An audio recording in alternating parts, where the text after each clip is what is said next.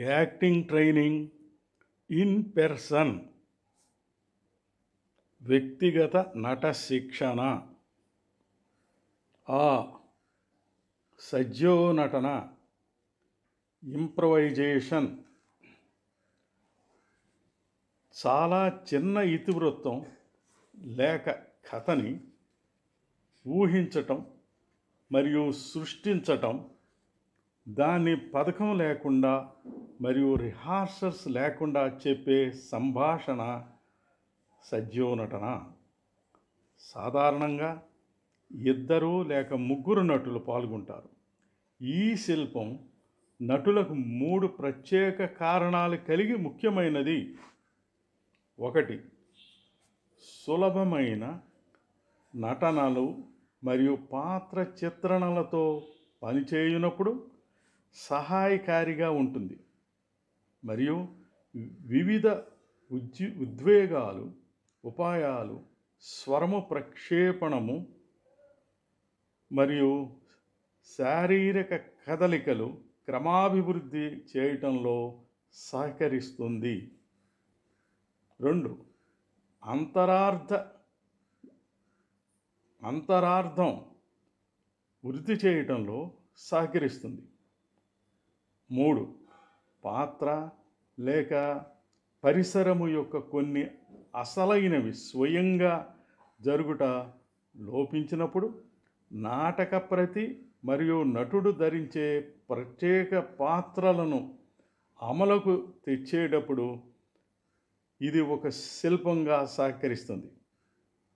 సజ్జోనటనకు ఇతివృత్తం, ప్లాట్ నాటకాల్లో కానీ అసలైన మాటలతో మరియు నటనలతో సృష్టించి కానీ కనుగొనవచ్చును. నటుడు తన నైపుణ్యమును అభ్యాసములో వాడుతున్నప్పుడు సజ్జోనటన నటుని భావనాశక్తి ఉపయోగించినట్లు బద్ధునిగా చేస్తును. కండర సారళ్యం, రిలాక్సేషన్, శరీర గతిక సంబంధమైనవి కైనెసిక్స్, ఏకాగ్రత కాన్సంట్రేషన్, ఇంద్రియములను తెలుసుకొనుట మరియు ఉద్వేగముల శిల్పములను ఒకటిగా చేసి సాధనముగా అది కలిగిస్తుంది. వంపదగినట్టు, ఫ్లెక్సిబుల్ మరియు ప్రత్యేక గుణములున్న వ్యక్తిగతమైన రీతిలో ఇండివిడ్యువలైజ్డ్ మేనర్ దాన్ని అత్యధికంగా ఉపయోగించున్నట్లు సజ్జోనటన అనుమతిస్తుంది. సజ్జోనటనలో స్వరమును ఉపయోగించినప్పటికీ సజ్జోనటన పనిలో విజయవంతం కావటానికి రంగస్థలమునకు వాడే కష్టమైనటువంటి స్వరశిక్షణ అవసరం లేదు, కానీ అది వ్యక్తిగతమైనదని నొక్కి చెబుతుంది.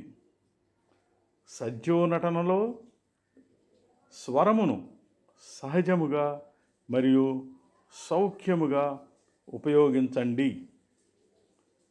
అభివృద్ధిలోకి వచ్చే నటుడు చాలా విషయాలను ఒకే సమయంలో ఆలోచించాలని ఎదురు చూడకూడదు. నటుడు కండర సారళ్యము పొంది భౌతికముగా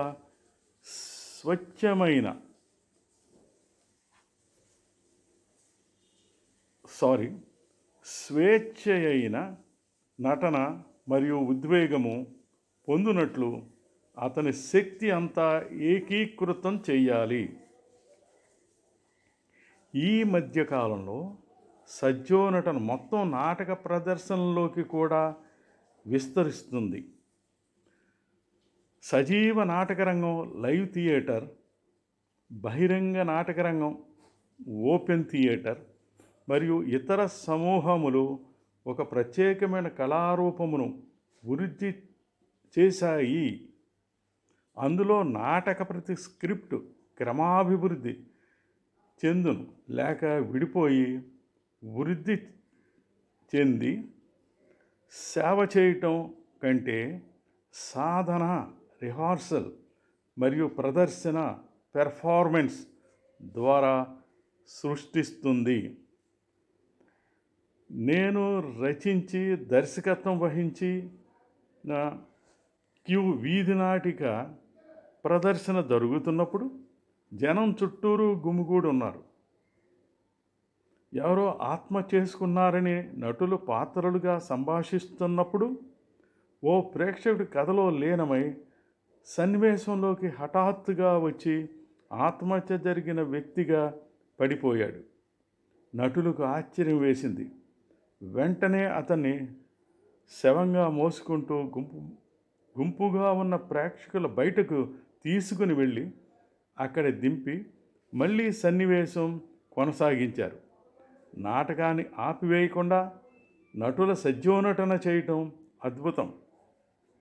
కొందరు ప్రేక్షకులు అతను కూడా ఒక పాత్రధారే అనుకున్నారట. నట శిక్షణలో నటుడు సజీవనటనను తొలి నటనా శిల్పంగా ఏ విధంగా ఉపయోగిస్తాడు?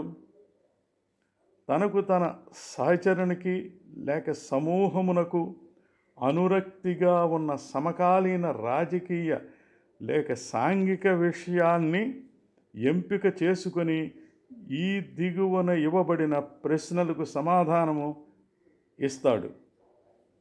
ఏ రకమైన ప్రజలు సాధారణంగా ఒకే విధమైన లేక సాంప్రదాయమైన కలిగి ఉంటారు? ఎక్కడ ఈ చర్యలు లేక నటులు జరుగుతున్నాయి? ఈ నటనలు ఎక్కడ జరుగుతున్నాయి? ఏ ప్రత్యేకమైన అనురక్తి గల నటనలు లేక చర్యలు కలిగి ఉన్నాయి? ఎందుకు ఈ విషయాన్ని ఎంపిక చేసుకున్నారు? ఏ విషయాన్ని చెయ్యాలి? లక్ష్యము సాధించటం ఎప్పుడు సజీవనటన ముగుస్తుందో నిర్ణయిస్తుంది. కాబట్టి ప్రతి సజీవనటనకు లక్ష్యం లేక ఉద్దేశం ఉండాలి. గమనిక: నేను రచించిన నట శిక్షణ సజీవనటన అనే గ్రంథం ప్రచురితమైంది. ఆసక్తి గలవారు మరికొన్ని వివరాలు కోసం చదవవచ్చును. చాలా తక్కువగా చర్చించాలి. అతి తెలివితేటలతో పాత్రను చిత్రించటం, కథను ఎక్కువగా పథకం వేయటం లేక మిక్కిలి జాగ్రత్తతో నటనకు రూపం ఇవ్వటం చేయకుండా ప్రశ్నలకు సమాధానం ఇవ్వాలి. సజీవనటనను వెంటనే చేయటం ప్రారంభించాలి. అది అభివృద్ధి చెందుతున్నప్పుడు ధ్యేయం లేనట్లు ముచ్చటించటం మానుకోవాలి. నటన జరుగుతున్నప్పుడే మాటలు సహకరించాలి. దృశ్యం మాత్రం మనసులో ఉన్న వివిధ సాధ్యమైన నటనలతో ముందుకు కదలాలి. ప్రత్యేకమైన ప్రదర్శన పరిస్థితుల్లో తప్ప సజీవనటన ప్రేక్షకులను వినోదపరచటానికి చేయకూడదు. సహచరుల భావాలు మరియు వైఖరిలో మార్పులకు నటులు ఇంద్రియ జ్ఞానము, సెన్సిటివిటీ కలిగి ఉండాలి. ఎన్నుకోవటం జరిగినట్లయితే ఏ ఉపాయము లేకుండా వాటిని సహజంగా ప్రదర్శించాలి. అభ్యాసం 3: సామూహిక సజీవనటన. విషయం మరియు సామాన్యము గల సామూహిక సజీవనటన సృష్టించుము. మీలో ఒకరు యునైటెడ్ స్టేట్స్ ప్రెసిడెంట్గా హిప్పీ వర్గనముకు భోజనమునకు వస్తున్నట్లు నటించండి. సలహా ఇచ్చిన మేరకు సజీవనటన చేయము. ప్రెసిడెంట్ ప్రీతితో సంభాషించి ఒప్పించినప్పుడు సజ్జోనటన లక్ష్యం సాధించినట్లు అవుతుంది. అభ్యాసం 4. పునరుద్ధరణ సమావేశము.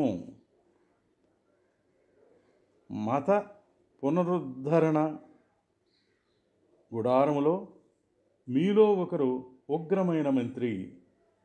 మీలో చాలామంది ఉత్సాహంతో ఉన్న నమ్మకస్తులు. పునరుద్ధరణ సమావేశమును సృష్టించండి. అందులో మీ లక్ష్యము ఆ గదిలోని వారందరినీ మతం మార్పిడి చేయటం. అభ్యాసం 5. నటుల ఎంపిక. మీలో 2 న్యూయార్క్ నగరంలో రూమ్మేట్స్ వృత్తి కళాకారిణులు కావాలని శ్రమపడుతున్నారు. ఒక కొత్త నాటకంలో ఒకే ముఖ్య పాత్ర కొరకు ఎంపికకు హాజరై ఉన్నారు. అందులో ఒకరికి ఆ పాత్ర ఇచ్చారని తెలుసుకున్నారు. పాత్ర పొందిన ఆమె రూమ్మేట్ తక్కిన నటితో చెప్పటంతో సజ్జోనటన లక్ష్యం నెరవేరుతుంది. అభ్యాసం 6. వినోదపరుచుట. మీలో 2 తండ్రి మరియు కొడుకు అయి ఉన్నారు. కొడుకుని స్థానికంగా ఉన్న విశ్వవిద్యాలయంలో స్కాలర్షిప్ని తీసుకోమని తండ్రి కోరుతున్నాడు. కొడుకు ఆర్మీలో పేరు రహస్యంగా నమోదు చేసుకున్నాడు. తండ్రి చేసిన దానికి కొడుకు అంగీకరించటంతో సజ్జోనటన లక్ష్యం నెరవేరుతుంది. అభ్యాసం 7. గర్భము ధరించుట. మీలో 2 కొత్తగా పెళ్ళయిన దంపతులు దారిద్ర్యమునకు లోనైన వారు. భార్యకు తను గర్భవతి అని తెలుసును మరియు వారు ఆ బిడ్డను పొందితే పోషించలేరని తెలుసును. తన భర్తతో తను గర్భవతినని చెప్పటంతో సజ్జోనటన లక్ష్యం నెరవేరుతుంది. ఈ విధంగా తక్కిన సజ్జోనటనలు సృష్టించండి లేక కనుగొనండి. నట శిక్షణ ప్రాథమిక దశలో స్వయం కృషితో వృద్ధి చెందటానికి భావనాశక్తి మరియు సజ్జోనటన ఉపయోగపడతాయి. ఈ శిల్పములు వారి నైపుణ్యమును పెంపొందించుటకు ఇంకా చైతన్యపరచుటకు దోహదము చేయును. నమస్తే. కొత్తపల్లి బంగారరాజు.